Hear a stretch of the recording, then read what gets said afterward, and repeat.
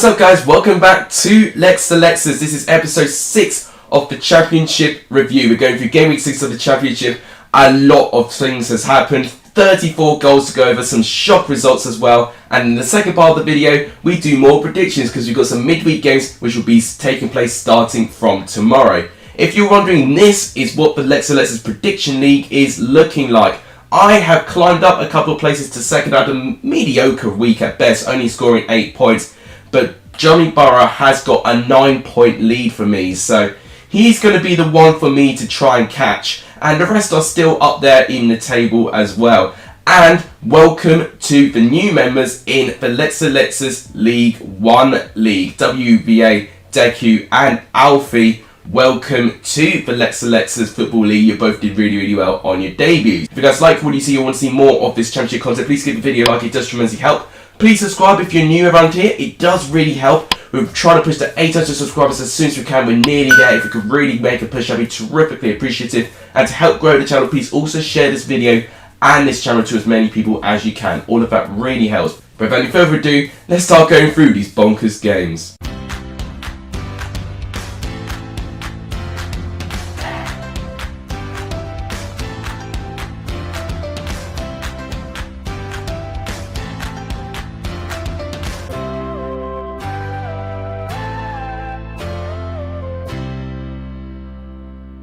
So Friday's game that took place in St Andrews got Birmingham their first victory at home this season with a 2-0 victory over Derby County. It does show the alarm bells that Derby have, because I felt in that first half, Derby in an attacking sense, especially going wide, actually looked okay in creating chances. But it went to show the lack of experience and just the youth that they do have.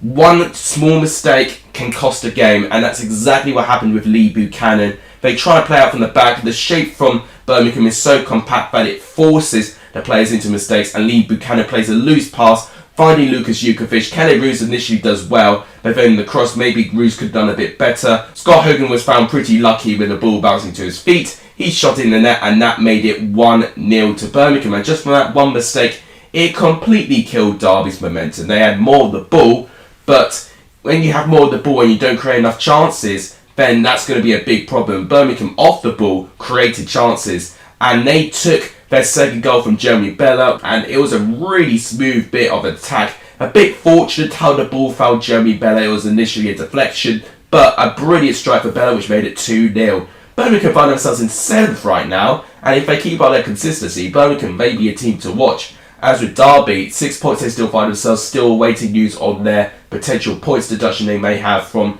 the EFL. They need to make sure that they need to eradicate those mistakes, otherwise it will cost Derby's season. And now to the 3 o'clock, so we'll start off with a mad game to say the least. Blackburn 2, Luton 2. I mean, Luke Barry literally dug Luton Town out of a hole, didn't he? But it was Blackburn that really took control at first, scored 2 quick-fire goals from each other. Tyrese Dolan with the first goal. Brilliant work from his part, and Harry Pickering, of course, with him getting the second. And both build-ups to both goals really were really brilliantly played. And initially, it probably should have actually got the lead by more. And I'm pretty sure Ben Brereton hit the post at one stage as well. So Blackburn were unlucky not to be further ahead until Luke Barry did manage to get 1 goal back for Luton Town. But then for the equalising goal, it was 98 minutes, and I heard there was a delay because the referee of that game got injured, so an extra couple of minutes have been added on, and those extra minutes made it count for Luton. 98th minute, Luke Berry just managed to poke the ball in pretty unmarked as well, so a bit disappointing defensively from Blackburn. But in the 98th minute, for Luton to have that attitude and to have that fight back from all that time is going to be really beneficial for Luton, especially if they're getting themselves into sticky situations again. With Blackburn, that's now 3 games without a win for them. They're not managing to lose too many games, which is great, but at the same time, they had a fantastic start, and now they're just slowly but surely starting to slip away.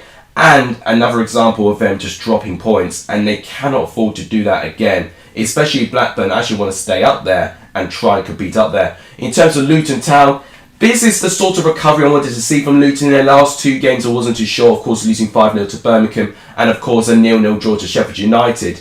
This game for me, especially in the final 15 minutes, they showed me for what they can offer. And then to our first shock this weekend, Blackpool pick up their first win of the season, but we would not have guessed it would have had to be beaten by then first place Fulham for them to get their first win of the season.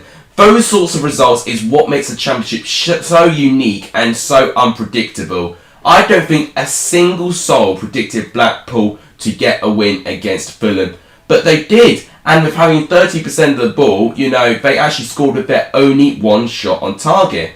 Now, it was actually really, really good play by Josh Bowler, running through that defence on the right-hand side, and an unstoppable strike, to be honest. Gazaniga couldn't do too much about it, and that made it 1-0 to Blackpool. And they could have even scored a little bit more. I think Fulham defensively were quite shaky in this game today, although they did have many chances. Of course, Fulham, 17 shots they had, 4 on target. Maxwell didn't really need to make a good save. There was one chance for Mitrovic, which was a little bit tricky. But apart from that, Maxwell could have even gone on holiday and then it still would have ended 1-0, to be honest. So what's really exciting about this now we can see if Fulham can respond.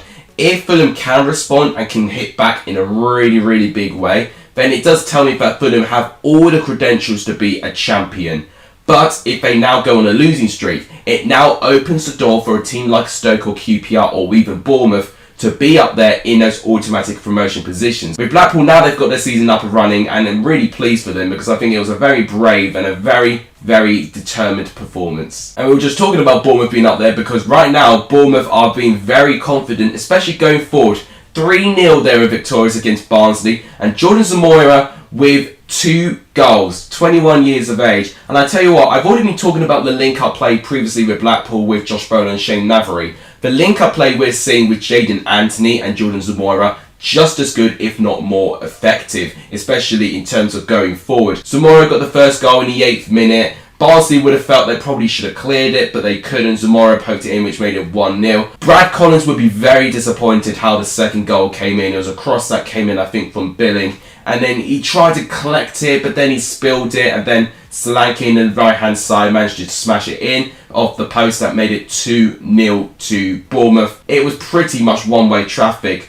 Barnsley had no shots on target, only 2 shots on target with only 37% of the ball. Definitely had been the one team who didn't show up in this game today. Bournemouth have pretty much cemented their place in the top 6 at the moment. Of course, we've still got 40 games left, but from what I'm seeing now, I think there's a lot more confidence, a lot more optimism. The attacking players are now starting to tick, especially from defence, midfield to attack now. I think it's all starting to mould well, which I'm really excited about for Bournemouth. With Barnsley, once again, it's not a win for Barnsley. Only 1 win in their opening 6. This is now their 2nd defeat in the season now. I think Barnsley got to be quite careful here, especially for the fact how little they troubled Bournemouth. I really need to see a response from them in midweek. And then to a pretty dull game at Ashton Gate. It ended Bristol City 0, Preston 0. I say dull, that's probably a bit harsh for me to say because we did have some proper chances from both teams at some certain stage.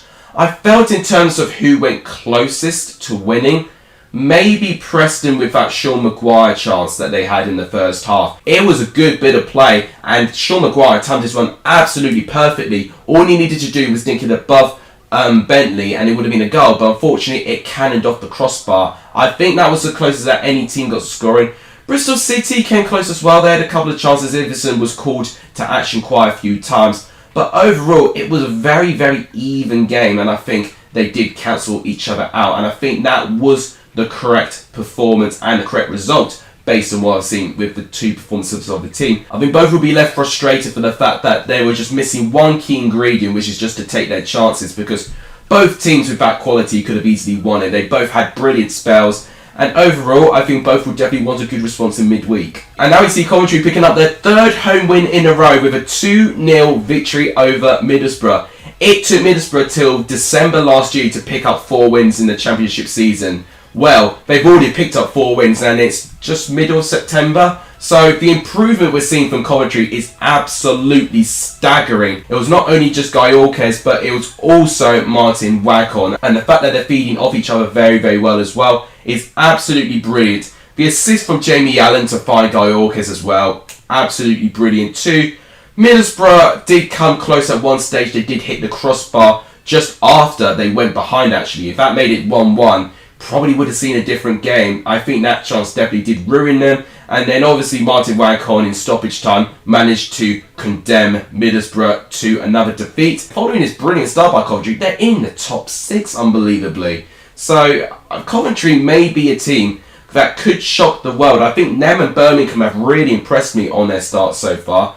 With Borough, I mean, they look alright, but unfortunately with this game, for me, it was a bit disappointing. And if anything, I need to see something from them in midweek. They've got a load of expectation with Millwall not coming in. I think they definitely have the quality within them. They just need a bit of luck. As soon as they get that one win, I think they can start going on a good streak again. And then to a bonkers game at the Leasing.com Stadium. It ended Reading 3, QPR 3.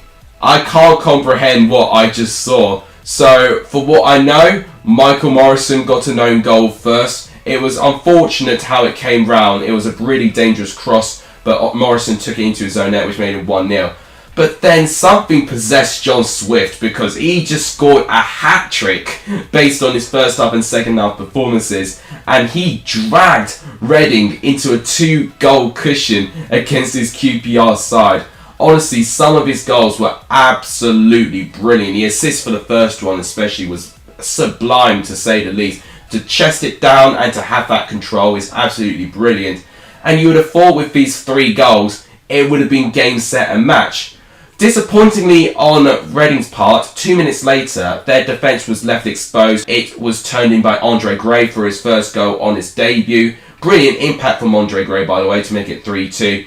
And then in stoppage time, you felt that Reading held on, but no, it was Stefan Johansson with the equalising goal. There was a bit of controversy if the ball had gone out of play. For me, I don't think it did. I think it did stay in play. It was a good save by Cabral, but unfortunately everyone was way too slow to react. But Stefan Johansson was too quick for everyone, which made it 3-3. An unbelievable game, unbelievable result, and an unbelievable game of football, really. QPR just refused to lose. You know, I thought QPR were condemned to their first defeat of the season against this Reading side, but fair play to QPR. They fought back. They always find a way, and that's really why I'm really being admired by this QPR side so far. With Reading, they'll be disappointed with that. For the fact they now conceded those 3 goals in the game, they've got the worst defence in the league as well. I felt if Reading need to get another win, midweek is definitely going to be a crucial game for this Reading side moving forward. And there was Sheffield United, the side that only scored 2 goals this season. They scored 6 in one match against Peterborough.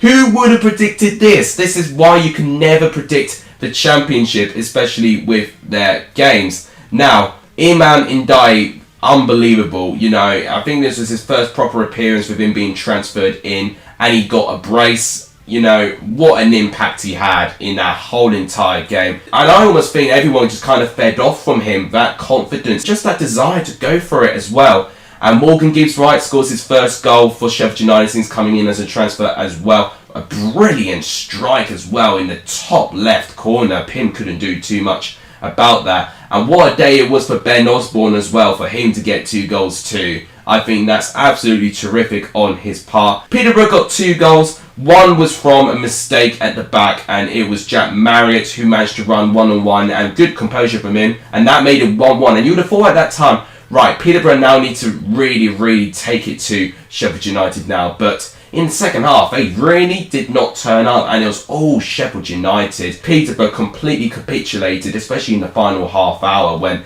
Sheffield United just basically scored with every opportunity they had. 24 shots from Sheffield United, 9 on target. So to have only 9 shots on target and 6 of them being goals doesn't say good reading in terms of their defence and potentially their goalkeeping too. With Peterborough, this defeat now puts them down to 23rd and pretty cements their place in the bottom 3 as of now until they pick up another win. But since beating Derby, they've not really come close for another win, unfortunately. Hopefully for them, they can now get a couple of opportunities to try and build their season back up again. Then to a tough game in the Bet365 Stadium, Stoke continued their brilliant start to the season with a 2-1 victory over Huddersfield Town. Now, this game in the first half was very poor. Nothing really happened.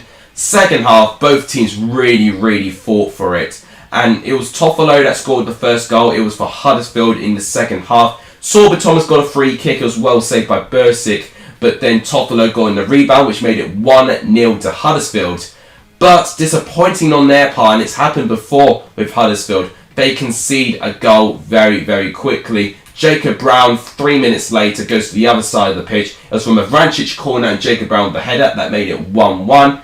And then, disappointingly, Matty Pearson couldn't do anything about it. He was just in the wrong place in the wrong time. He tried to block a cross, but it went into the net, and that made it 2-1 to Stoke, and that was all that they needed.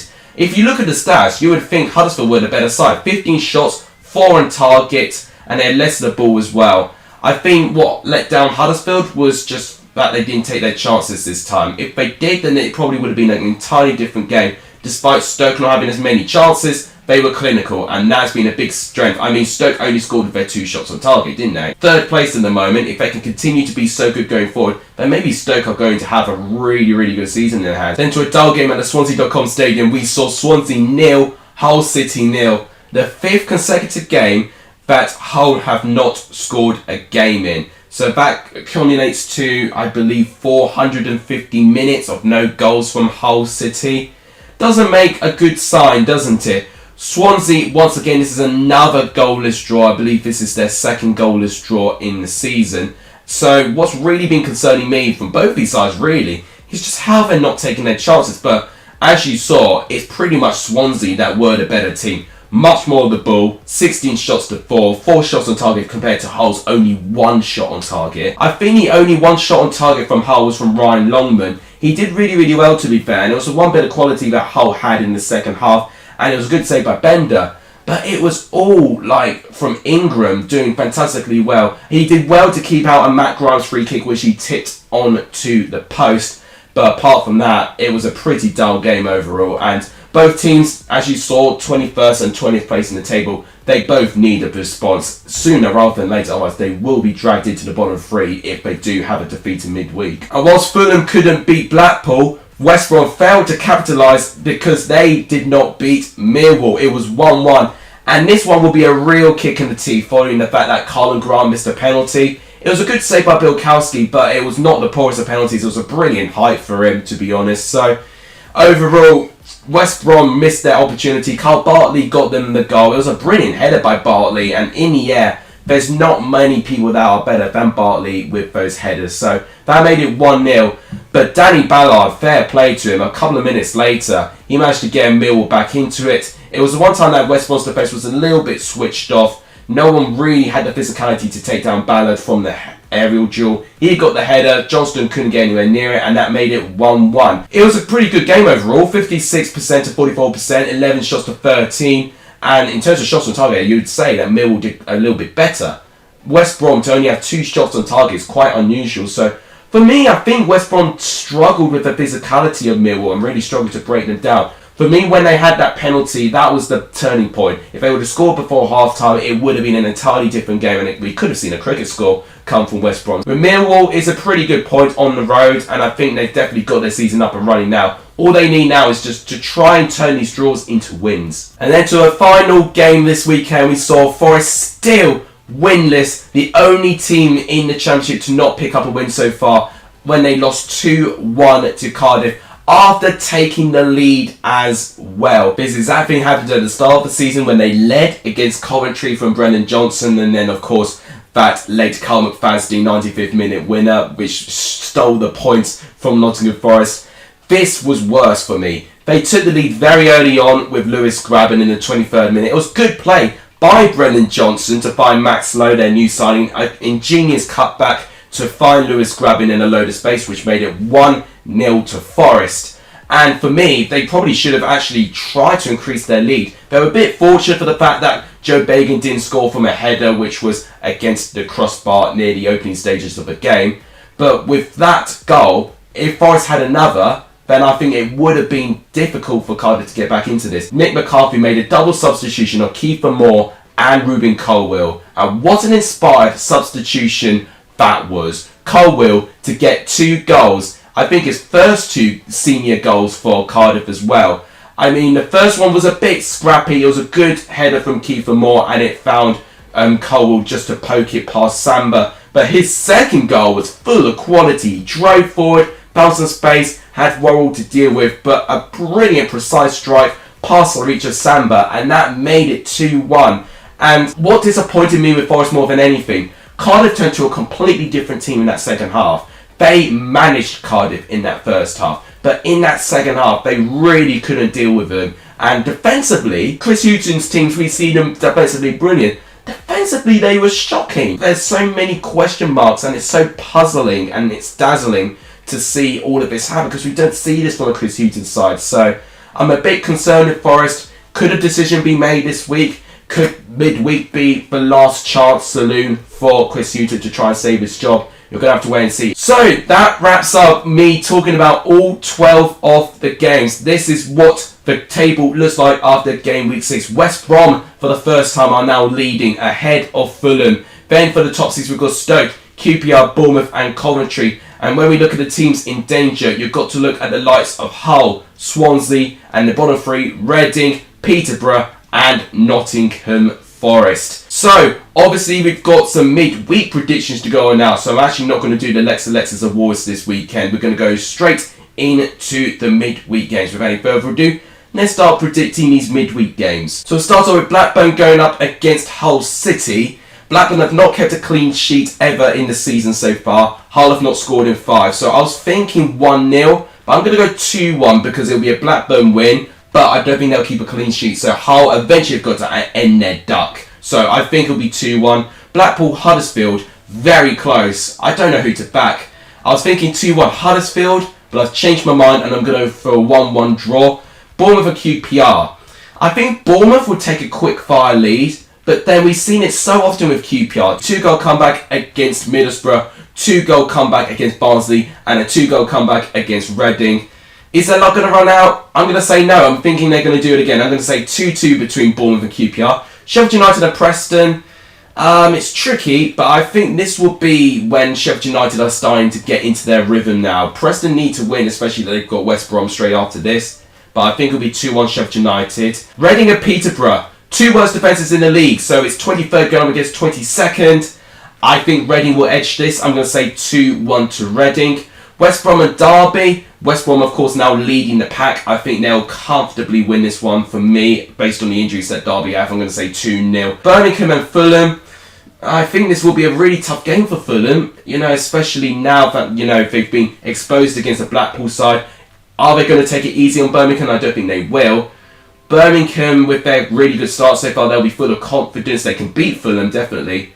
But I'm going to go 1-1. Bristol City and Luton. I was thinking 0-0, but I've changed my mind last minute. I'm going to say a 1-0 away win to Luton. I'm thinking they might find one chance and they might get 1 goal. But it'll either be 1-0 Luton or 0-0 for me. Coventry and Cardiff. Once again, I'm thinking it's going to be 2-1, but to which team? I've been switching back and forth on this. But the fact that Coventry are looking so strong at home, I'll back them. I'll say 2-1 Coventry. Forest and Middlesbrough. I think Forest got to get a result somewhere. But with the experience of Warnock, I think he'll get a result. I'm going to say 2-1 Middlesbrough. Stoke and Barnsley. I'm going to say 2-1 Stoke. I think at home Stoke have been brilliant. And Swansea Millwall. This could be a 0-0. I'll go for a draw, but not a 0-0 one. I don't want to see a 0-0. I'll go for a 1-1 draw and hope we'll see some goals in this game. But that wrap it up for my video today. If you guys want to have more points on the prediction league, make sure you predict those midweek games in the comments down below. They'll also be in the description down below, so you can pause the video and you can make your predictions. But that wrap it up. Thank you guys so much for watching. If you guys enjoyed the video, please give the video a like. It does tremendously help the channel. Please subscribe if you have not done, or if you're new around here. We're trying to push to 800 subscribers as soon as we can. And please share this channel to as many people as you can. All of that really helps. But thank you guys so much for watching. You guys are legendary. I saw the end of this video. And as always, I'll see you guys very, very soon. Take care.